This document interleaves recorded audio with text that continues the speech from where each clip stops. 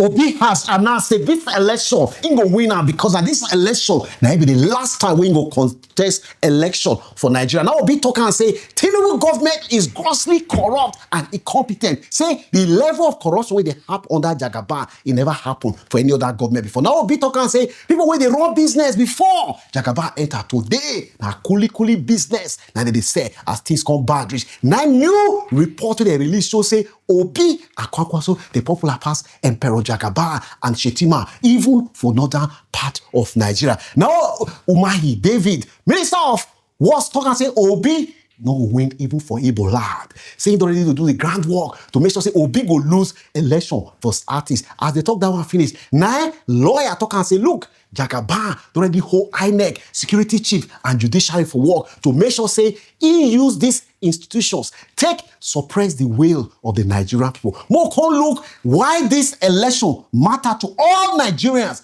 whether those ones within Nigeria or those within abroad. Number one, security. Today, Nigeria is rated as the 4th most dangerous places on earth. Even Ukraine will be say what they happen. If they safe past Nigeria as Nigeria be for that Jagaban today. Also, Nigerian debt in 3 years and 7 months. Jagaban, Nigerian debt today is almost 160 trillion naira. That is about 110 billion naira. To those of you where we say they support Emperor Yekini, these figures are undisputed. These are not my figures. These are undisputed figures. Also, we know that economic hardship. Today, inflation in Nigeria is almost 16% in Nigeria. Today in Nigeria, Nigeria has the capital, now become the capital of poverty in Nigeria, and also the level of unemployment in Nigeria, it go up. Last year, the whole of last year, the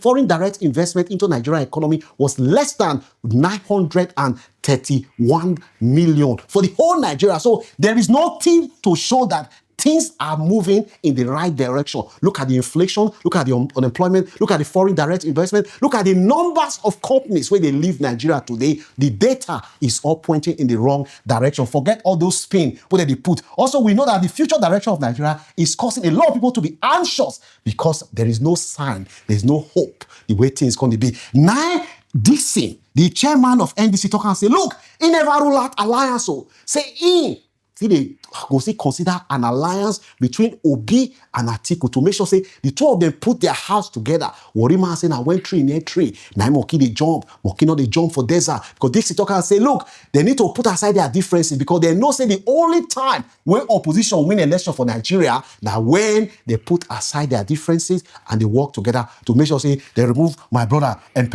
Uncle Jonathan. Now, what are the challenges that Obi could face next year? Number one, money. Money plays a role in politics. You need money to mobilize. You need money for politics. Even in the Western world, you need money. Jagaban and Obi, it be like say they compare Bill Gates and me in terms of money, because Obi is not going there to steal. Obi is not going to spend money the way Jagaban go spend. Even when Jagaban never become the president of Nigeria, only money where they collect for Lagos alone last year, almost 20-something billion. That one said, he reached out to even take fight Obi, not to talk of now we come and say CBN, they did for their hand. All this allegation of corruption where they hear every day because they need all this money for the next election. There's also the factor of incumbency. In the history of Nigeria, as I said before, 2015, Jonathan was unseated because the opposition worked together. And also, we have the tribal and regional voting. The Yorubas and the Hausas.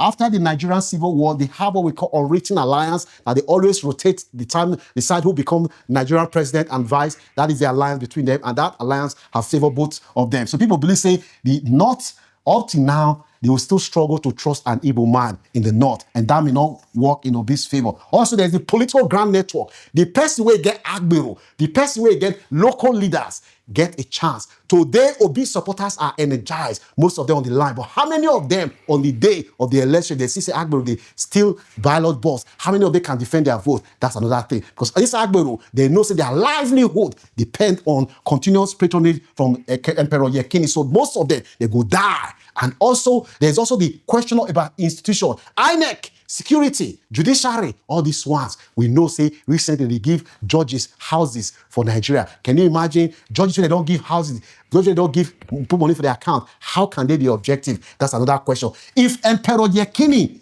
wins the election, how it will affect every Nigerian?